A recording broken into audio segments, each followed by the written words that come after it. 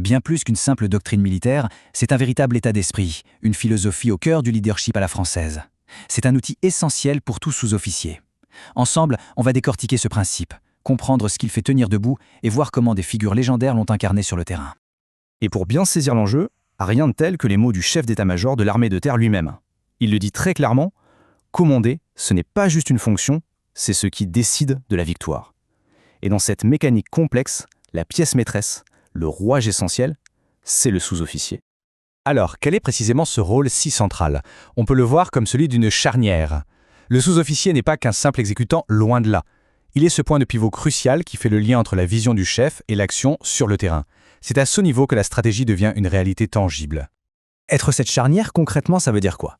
Eh bien, ça veut dire porter une double casquette. D'un côté, il y a l'expert technique, celui qui maîtrise parfaitement son matériel et les procédures. Et de l'autre, il y a le chef, le meneur d'hommes, qui inspire et qui fédère. Il faut donc être capable de comprendre l'intention du commandement, d'entraîner son groupe sans relâche, de créer une véritable cohésion et surtout d'oser prendre l'initiative, d'être une force de proposition. Et tout ça nous amène directement au cœur de notre sujet, le commandement par intention.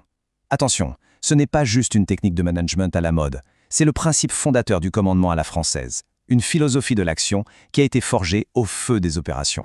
Alors, comment ça fonctionne en pratique? C'est un équilibre subtil des responsabilités.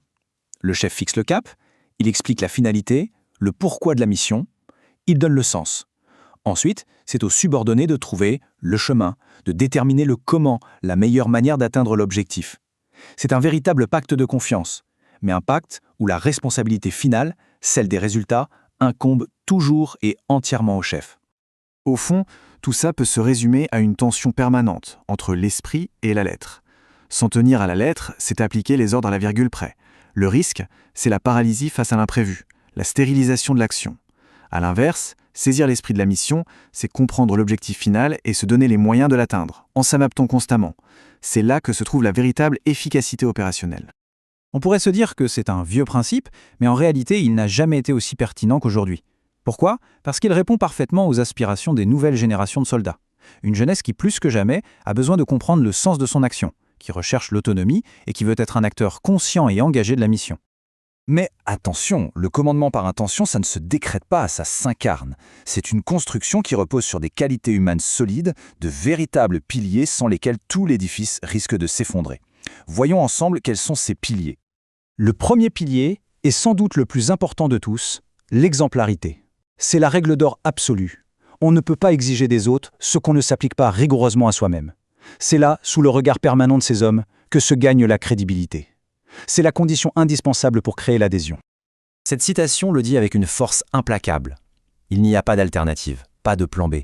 Chaque action, chaque décision, même chaque mot est un message. L'exemplarité, ce n'est pas une option qu'on active en service, c'est un engagement de tous les instants. C'est la seule et unique voie. Le deuxième pilier, c'est l'esprit de décision. Dans le doute, dans le brouillard de l'action, le rôle premier du chef, c'est de trancher. L'absence de décision est un poison lent qui paralyse l'action, sape la cohésion et génère de l'anxiété. Décider, c'est tout simplement assumer son rôle de chef.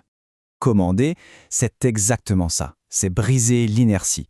Quand tout le monde doute, quand personne ne veut prendre la responsabilité, c'est au chef d'imposer un cap et d'assumer son choix, avec toutes ses conséquences. C'est dans ce moment de bascule, quand les autres hésitent, que le commandement prend véritablement tout son sens. Et on en arrive au troisième pilier, qui est la conséquence logique de tout ce qu'on vient de dire, l'initiative. C'est le corollaire direct du commandement par intention. Un bon sous-officier n'attend pas passivement les ordres, il les anticipe. Il a compris l'objectif final et il propose déjà des solutions pour y arriver. Il a toujours un temps d'avance. Et l'impact de cette initiative est immense, il ne faut pas le sous-estimer. Comme le disait Thésénas du Moncel, une bataille ne se gagne pas seulement depuis un poste de commandement, elle se gagne sur le terrain, grâce à la somme de toutes ces petites décisions locales. Un changement de position au bon moment, une opportunité saisie, c'est souvent à cet échelon que se joue la victoire. Bon, la théorie c'est une chose, mais le commandement, avant tout, ça s'incarne. Alors pour rendre tout ça plus concret, passons de ces grands principes à leur mise en pratique, à travers deux figures de sous-officiers qui ont marqué l'histoire. Chacun à sa manière, chacun à son époque. Commençons par une véritable légende de la guerre d'Indochine, l'adjudant-chef Roger Vandenberg. Les 4 mots qui s'affichent le définissent à la perfection. Un courage hors du commun, une audace qui déjoue tous les pronostics, un esprit volontiers anticonformiste, mais par-dessus tout, un meneur d'hommes exceptionnel. Les chiffres parlent d'eux-mêmes. On parle du sous-officier le plus décoré de tout le conflit.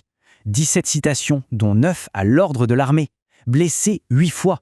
Son parcours est une illustration éclatante de ce que l'initiative et l'audace, mises au service de l'intention du chef, peuvent accomplir, même dans les situations les plus extrêmes. Et pour bien montrer que ces valeurs sont intemporelles, prenons un exemple plus contemporain. L'adjudant-chef Stéphane Moroya. Tombé au combat en Guyane, il incarnait lui aussi ses qualités fondamentales. L'héroïsme face au danger, un dynamisme communicatif et cette capacité à entraîner ses hommes. Lors de cette embuscade fatale en 2012, son comportement est tout simplement édifiant. Bien que mortellement touché, il a continué à donner des ordres, à commander, à se préoccuper de ses hommes jusqu'à son tout dernier souffle. C'est l'incarnation ultime de l'esprit de décision et du sens des responsabilités poussé à son paroxysme. Notre discussion se termine, mais elle ouvre, je l'espère, une réflexion pour chacun des futurs et jeunes chefs qui nous écoutent. On les laisse donc avec cette question, une question fondamentale qui émerge de tout ce qu'on a dit. Quel chef choisit-on d'être ?